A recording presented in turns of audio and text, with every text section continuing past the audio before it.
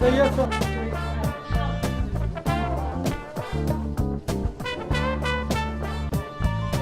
This book has been an extremely important book as far as I'm concerned.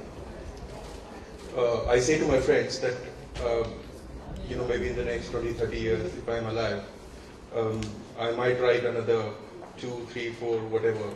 But personally, this is my own history, the history of my family, the history of my community, the Kashmiri Pandits, who were ousted out of their home, the land inhabited by our ancestors for thousands of years in 1990.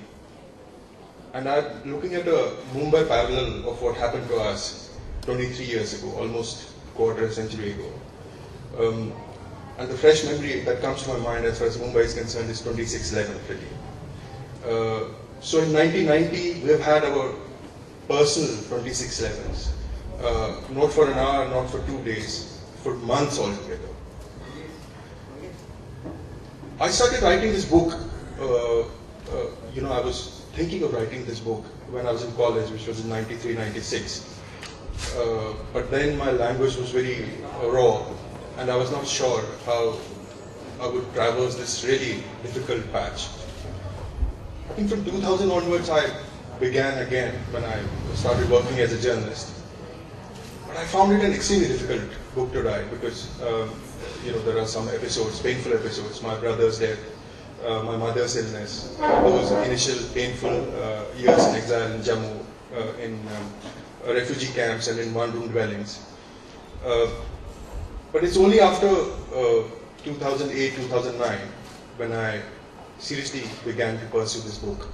When I read the book through in this day and age of technology, most of my reading is done electronically, and I was grateful when I was told in Delhi that the book was released, that it was actually available on Kindle. So it came into my possession the same night, and over the next 2 days I literally did nothing but read it. Not that it's so long and it would ordinarily take me that long, but I felt compelled to read several pages again and again.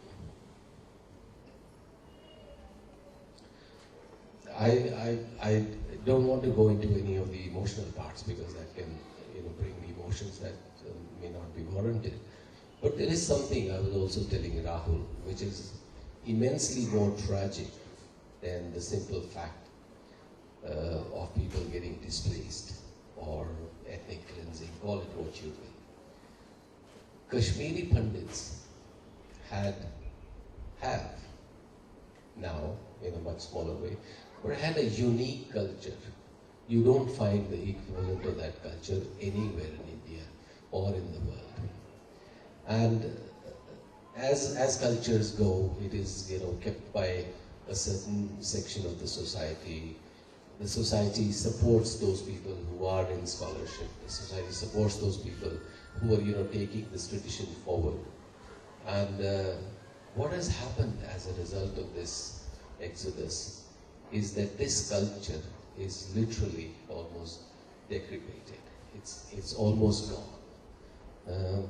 The generation that still has bits of it but can't do much about it is the generation probably of Rahul's father and the equivalent. But everybody who left is now gone out. The younger Kashmiri kids we meet who may be 16, 18, 20 years old, a majority of them cannot even speak Kashmiri properly. He mentions this very touchingly somewhere, even though his book is not a general commentary on what happened in Kashmir, and gratefully so, because the story there is a lot more complicated than any simple explanation. But here's something I would like to talk about this culture. There are 2 passages, but they're not together in the book, so I'll read it from my iPad. Talking of Kashmiri Pandits, he says, "We developed our own philosophy, our own way of life. We held that the world is real, as opposed to the other Hindu philosophy of the world being Maya, an illusion.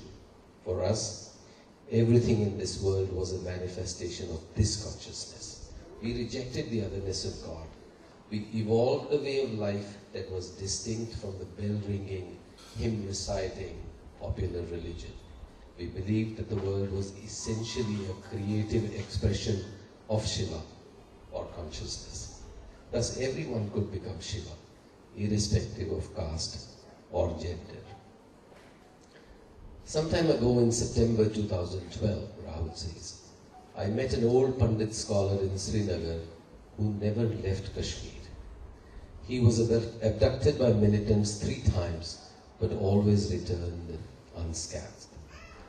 We are in his study, where he sits surrounded by books. On the wall on the left are pictures of Swami Vivekanand, Swami Vididhar, revered saint of Kashmir, and Albert Einstein. He tells me about an incident that occurred in 1995. He was cycling back home from a temple when he was stopped by a Muslim professor he knew. What are you doing here? Go to Baghdeen. Some very rare books stolen from Pandit houses have been put on sale there, he told him. The scholar cycled furiously to Baghdeen and found that in a shed, Babadeen. He found that in a shed, a boatman had put thousands of books and rare manuscripts on sale for 20 rupees per kilo. The shed swarmed with foreign scholars from Europe. The boatman spotted him. You look like a Pandit, are you? He said. Then your rate is different. It is 30 rupees. The scholar placed a 100 rupee note in the boatman's hand. I will give you 100 rupees for each book, and this is the advance, he told him.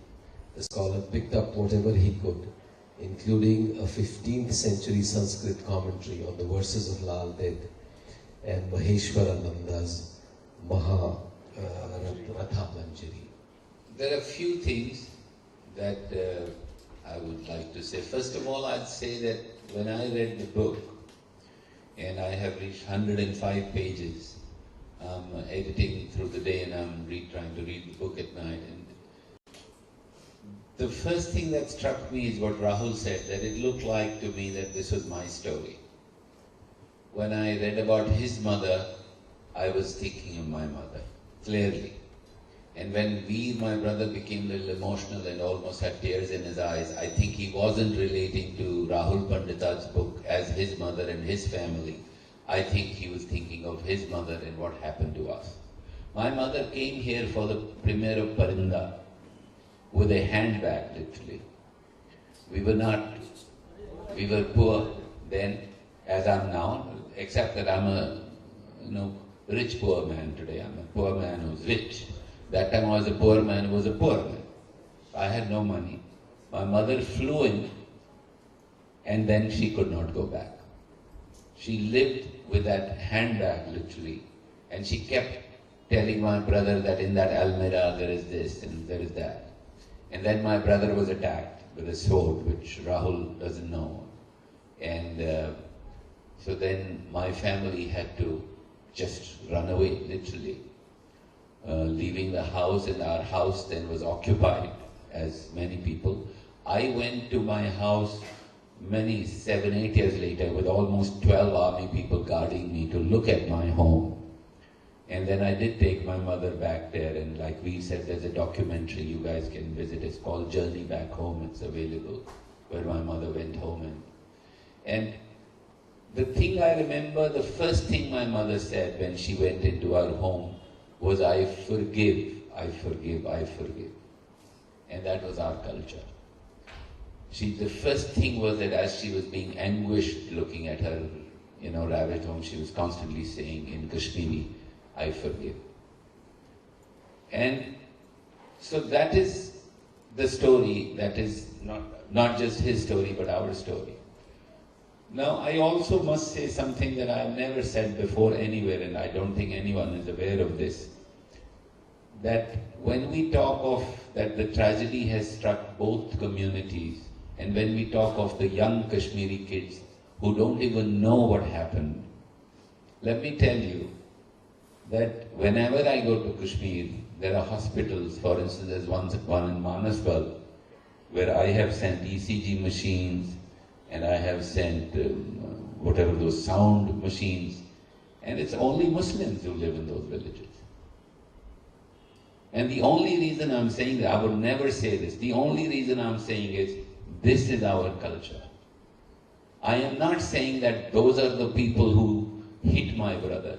Some other guys did, I don't know who.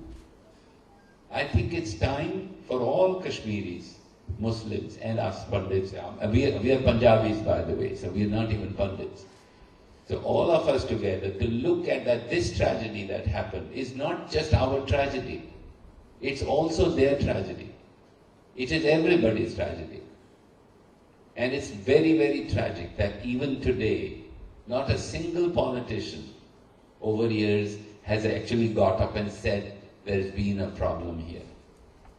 And I know, for instance, personally, chief ministers of Kashmir, people who talk, people who say one thing, but I would like to request and take this stand here to these people who are in position of power, their elected representatives, to come forward and say, yes, a disaster happened.